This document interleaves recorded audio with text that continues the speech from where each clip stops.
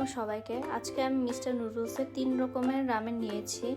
এর মধ্যে আজকে আমি রামেন 2x হট স্পাইসিটা রান্না করে দেখাবো আপনাদের সবাইকে। এখন আমি মাশরুম নিয়েছি সুইস গার্ডেনের অ্যান্ড একটা কোয়া রসুন নিব। এর মধ্যে আমি রসুনগুলো আর মাশরুমগুলো কেটে নিয়েছি ছোট ছোট করে। এখন আমি এগুলোকে সটে করব। এখন আমি বাটারের জায়গায় ঘি ইউজ করব, যেহেতু আমার বাসায় বাটার ছিল না, তাই আমি এখন 2 চামচ ঘি ইউজ করব। আপনারা আপনাদের পরিমাণ মতো ঘি ইউজ করতে পারবেন মাশরুম এবং রসুনগুলো সটে করার জন্য, তাই আমি ঘি দিয়ে নিচ্ছি। এখন আমি সটে শুরু করব। এই যে আমি সব কিছু ঢেলে একসাথে সটে করা শুরু করলাম। আমি ঠিক মতো মাশরুম এবং রসুনগুলো সটে করে নিব যাতে খেতে অনেক মজা লাগে। এখন আমি রামেনটা ঢেলে নিলাম। আমি 2 প্যাকেট রামেন ইউজ করতেছি, কারণ আমার এখানে মানুষ বেশি, কারণ আমরা এটা 3 জন মিলে খাবো, এই জন্য আমি 2 প্যাকেট রামেন নিয়ে নিলাম। এই যে আমার সটে করা রসুন এবং মাশরুমগুলো আমার সটে করা শেষ।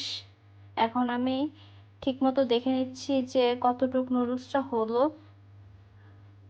এখন আমি ঢেকে দিলাম ঠিকমতো যাতে হয়।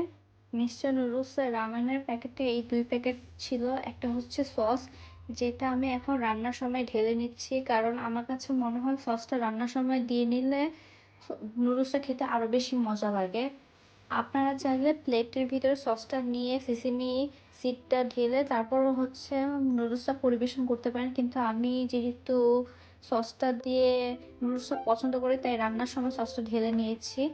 এখন নুডলসটা একটু পানি পানি শুকানোর জন্য ওয়েট করব। তারপর এখন আমি ঠিকমতো বেড়ে নিচ্ছি।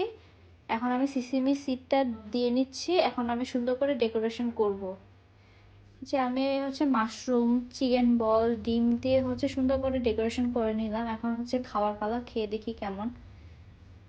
অনেক গরম গরম ছিল, আমি যখন খাচ্ছিলাম আমার কাছে খুবই মজা লেগেছে। এটা এক কথায় অনেক বেশি মজা। আমি এই প্রথম বাংলাদেশি নুডলস খেয়ে, বাংলাদেশি কোন একটা রামেন খেয়ে যে এরকম মজা হবে আমি আসলে ভাষায় প্রকাশ করতে পারতেছি না। আপনারা খেয়ে জানাবেন যে আপনাদের কাছে কেমন লেগেছে। ধন্যবাদ আপনাদের সবাইকে।